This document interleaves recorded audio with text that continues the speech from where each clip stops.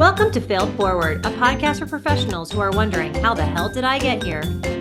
Join your host, Rachel Durkin, and me, Donna Miller, as we discuss the messy, bumpy, and often unattractive journey to success. After all, if it isn't hard to do, is it really worth doing? Hello, everyone, and welcome to Failed Forward, the podcast for those of us wondering, how the hell did I get here? My name is Rachel Durkin. I'm with Paradigm Marketing and Design. We are a web marketing, branding, and sales enablement agency that specializes in working with clients with a complex sale, helping sales teams to have more qualified meetings and close sales more quickly by building a marketing to sales infrastructure. And I'm always joined with my lovely and talented co-host, Donna Miller. Donna, let's introduce yourself. Hello, everyone. I am Donna Miller. I am Chief Visionary Officer at C3 Workplace and founder of Donna Miller Growth Consulting, where for the last 30 years, we've been helping companies to accelerate their growth by providing advisory and support services around operations, biz dev, and finance.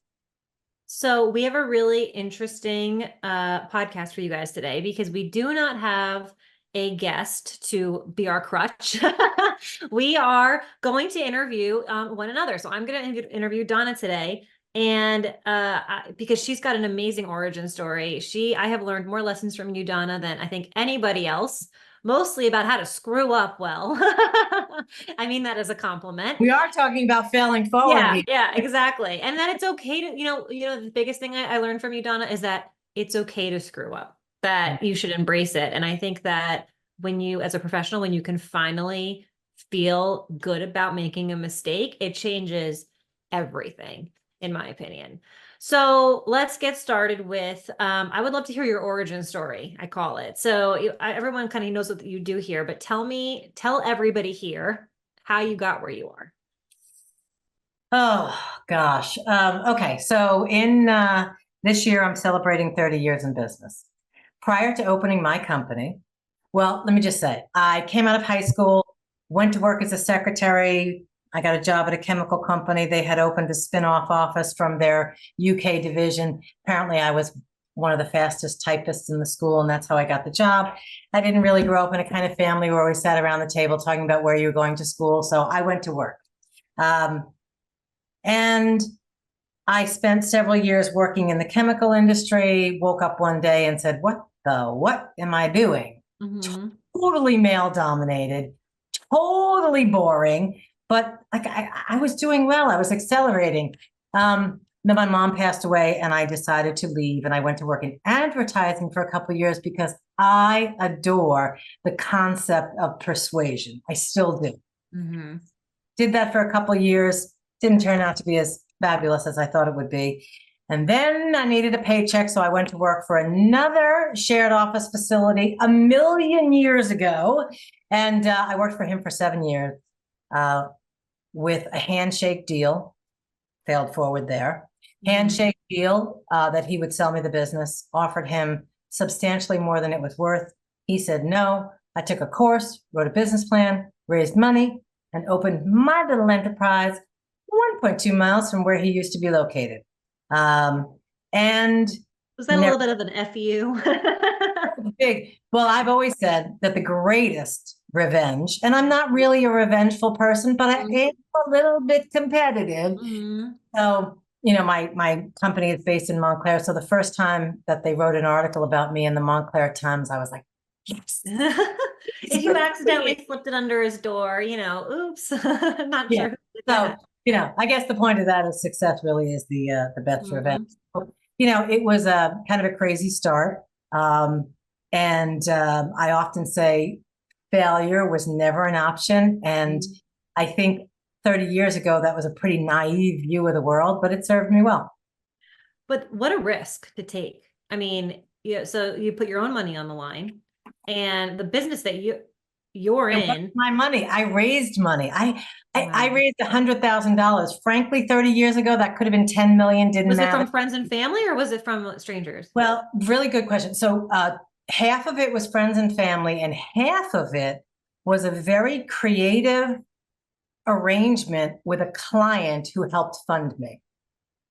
That's still terrifying to me. It is terrifying. Actually, I I'd rather signed. lose my own money than somebody else's, or Oh, at least somebody else, like my friends right. and family, right? And oh, by the way, about 18 months before I opened my business, I got married, became an instant mom, bought my own house, which was a 45-minute commute each way. That's yeah, and you have a company different than mine in that it required a significant overhead to maintain. So Yes. it wasn't like you had time to screw up and figure it out. You had to make it work and fast. Yes, I did. I did. So how did you handle that fear? You just ignored it? Um, I think that was the naivety that I had. Mhm. But I will say that taking that course, I think I mentioned this. I took a course. I wrote a business plan. My business plan was bulletproof, and here it is from July of Oh my God. 1994. And I love the laminate. I'm bound, it's laminated. It's Yeah. I wrote out financial projections. I have to say that I think how I mitigated the risk Mhm. was to A, work for that other company for 7 years, Mhm. um, and B, Experience. really, really understood what I was trying to do, got clear Mhm. on what I was offering, what made me different, um, who I was going to offer my services to. And the other, I think, thing I did right, and everybody told me it was a huge mistake. And it's funny because I'm bookending this. I took an employee with me and gave her equity. And everybody told me I was crazy for giving her equity. But the truth was, did I mention I had just gotten married 18 months ago and Yeah. became a mom? So this business was always about work-life harmony for me before Mhm. talking about that. And that worked out really, really well. And I bought her out later. But I will say that, in the spirit of failing forward, it wasn't a straight line. And I would say that in the first 10 years of my being in business, I became the world's greatest micromanager. Mhm. I had such a revolving door of people because Mm. I never let them do anything on their own. Nobody could possibly do it as fast as me, as good as me, have a good. It was just, I can't believe I'm still in business, having gone through what I went through. I think that's a testament to the business model. Frankly, Mhm. it was pretty new back then, offering shared space, offering fractional staffing. This was before anybody had heard of WeWork or Regis or virtual assistants. Um, so I think the business model was really sound. Me, not so much. So how did you come over that? I've heard you say this before. Your biggest, there was no problem you couldn't make worse with your micromanaging. How did you get over that? I mean, that's like a hard. I see it all the time in my like the younger managers that we're raising up. It is hard to move from the tactician and the expert to the manager and leader. How did you do it? It was a journey. It was a process. It took a lot of outside help from coaches and consultants. I brought a coach in who did disc profiles on the whole team. We created more process and procedure around human capital as opposed to just the work we were doing. And I'll be really honest with you, it took a ton of personal work. I was going Um, to ask you that question. Like, what was the gap between being like, oh shit, I am a micromanager and saying, I got to figure out how to fix this because it doesn't happen at the same time. You no, have to acknowledge it first. And that's the hardest part, I feel right, like. right, it doesn't. I can't say it was a light bulb moment. Mhm. There were a series of light bulb moments. And, a lot of the personal work had to do, really honestly, with childhood origin issues. It You all don't, right, I'm telling you, it comes through in my employees and when you're managing people, it's like you're all psychologically messed up, just like we parent weirdly, we right, manage right, weirdly. right, right. So the truth is, and I'm really okay to say this, I grew up in an alcoholic house. Hmm. So as dysfunctional as that is, and that how that created challenges for me, and that's where my control issues came from, because my personal life was crazy, crazy, crazy. So I was trying to control everything, but there are a lot of things that came out of that dysfunctional situation that became business superpowers. So Hmm. about failing forward. I am a contingency planner. I see around corners. I've got A, B, C, D. As you've said to me, and I sometimes repeat this, you tell me that my organizational skills make me hot. I'm organized. And I'm so, so turned on by your organizational skills every time we work together. So I do think that it came from those family of origin issues. And honestly, I think the real change started to come simply as I got a little bit older. Mm-hmm. 20s, you're figuring yourself out, you're insecure. You know, I opened this business when I was 34. Wow. I know. So by the time I realized what a shit show, whoops, are we allowed to say that on this? Yeah, whatever. It's our podcast. We can say what we want. We can just bleep it out. Right. By the time I realized what a shit show I was in my 40s. And Yeah. for women and for me, 40s were really the springboard to becoming the person I wanted to become. So how did I change? A lot of personal work, a lot of coaching, some therapy thrown in. I think Yeah.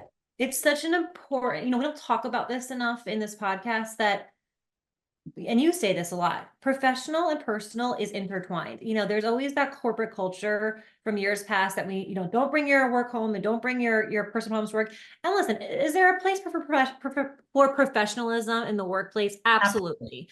But what's happening at home affects how you manage, how you show up every day. And I think that working on yourself is so important to your overall professional well-being. I agree. And I think that as leaders, and now I certainly consider myself a leader, a good leader, an inspirational leader, we have to be mindful of these things in this hybrid world.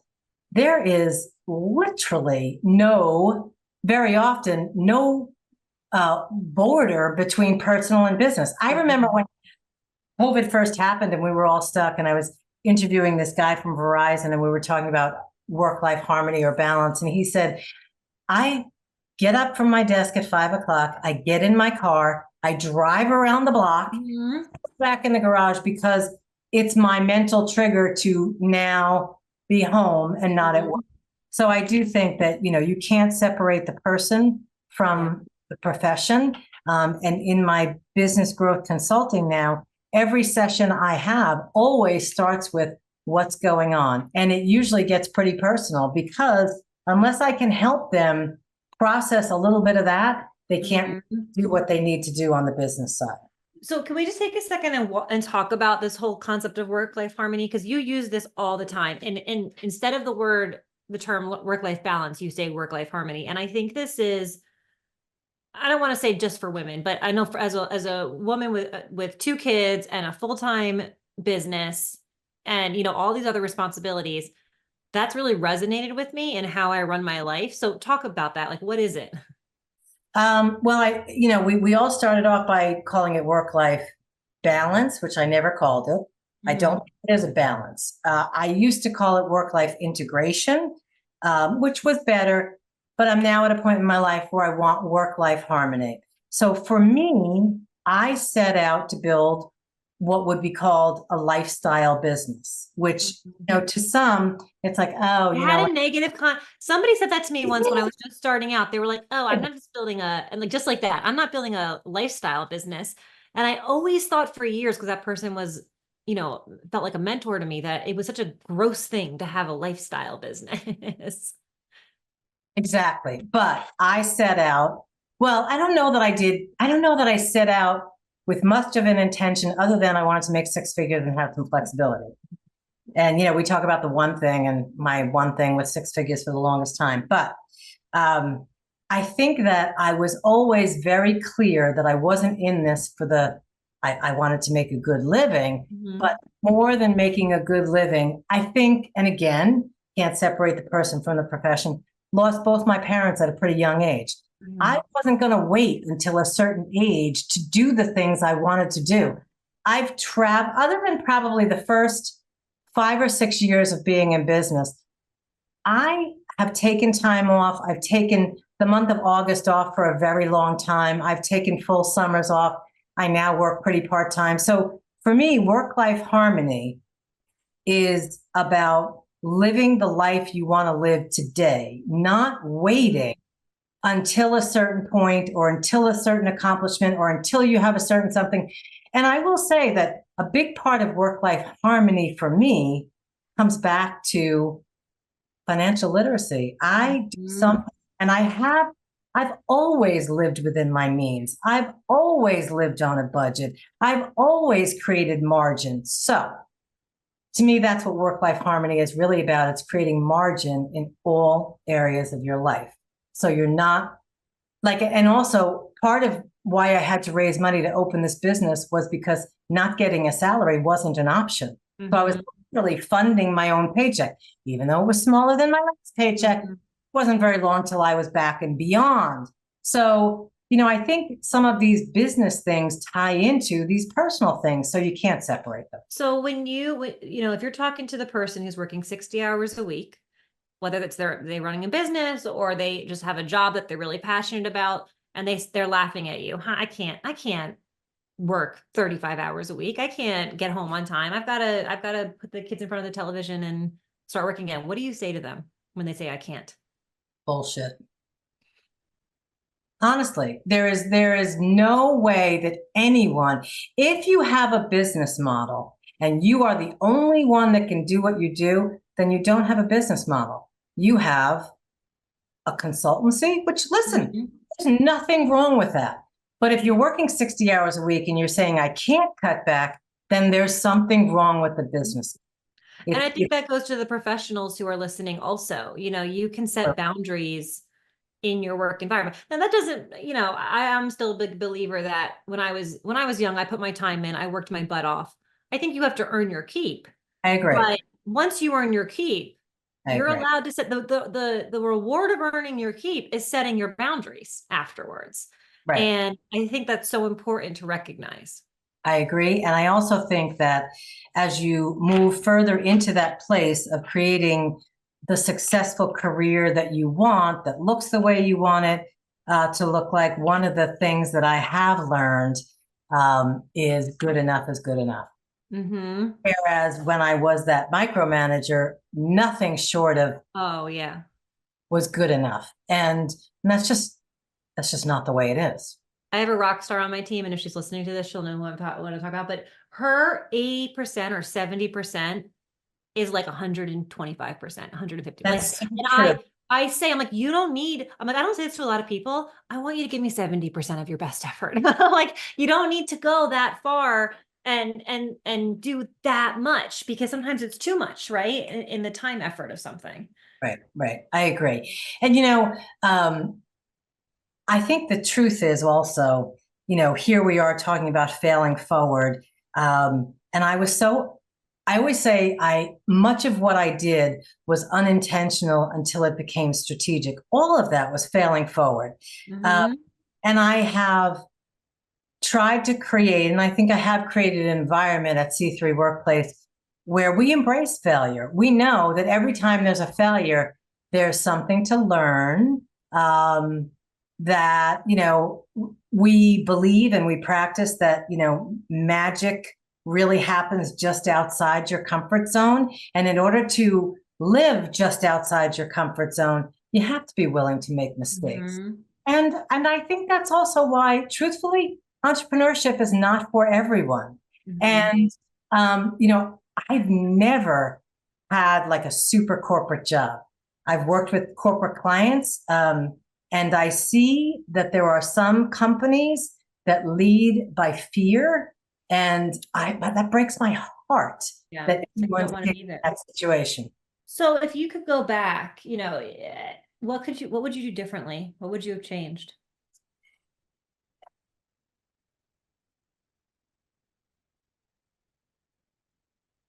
It's really hard to say. My initial thought is not one thing, because I do believe that I am always exactly where I'm supposed to be. And everything that's gone right or wrong has something to teach me. So I don't know that I'd really change anything, but I think what I might have done differently is I would have built my table sooner. So I believe you have to build a table, find a community of like valued people that will tell you what you need to hear, not what you want. Mm-hmm. And it took me a while to find those people, and I finally did. And I guess the other thing I would change is, and I don't know that you can change this. I I was so insecure for the longest time. Like I had big time imposter syndrome. Um, I wish I would have acknowledged that sooner and worked on that sooner. But again, I think that's just part of my journey. Yeah. And that's something that you just can't flip a switch and overcome. It has to be life experience to get over that. I agree. I think it's all part of the work that we have to do. So if I had to make one observation of everything you've said today, I think that your superpower is clarity. Yeah, and I never thought this before, but you, even when, like at the table you talk about, you're always clarifying. What exactly do you want, Rachel? What are you trying to get out of this? And you're always trying and the way you think just gets into the least common denominator.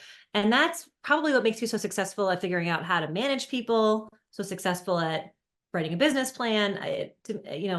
There's no ambiguity in your world. Wow.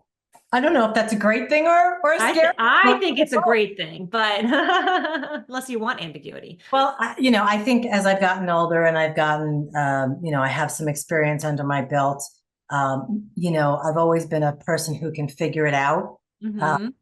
And I think that when you figure it out and figure it out and figure it out, I'll have a client say to me, well, have you done this before? I'm like, no, but we do I know, yeah. every day. Mm-hmm. But it comes with confidence. So I appreciate that you think I have clarity.